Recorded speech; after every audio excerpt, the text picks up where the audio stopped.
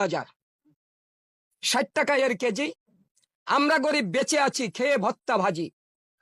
মনেতে চাই অনেক কিছু, ভালো মন্দ খেতে, সাহস পাই না মাছ বাজারে দামের ভয়ে যেতে।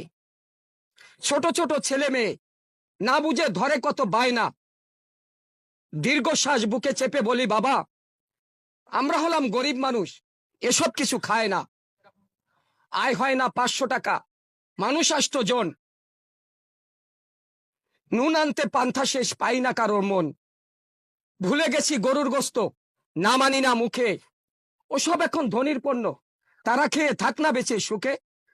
বলবো শুনবে ইলিশ মাছ, রূপকথার এক গল্প। সেই যে কবে খেয়েছিলাম, দাম ছিল তখন অল্প। এসব কথা ভাবতে গেলে কষ্টের নাই শেষ। সিন্ডিকেটের কবলে এখন গোটা বাংলাদেশ।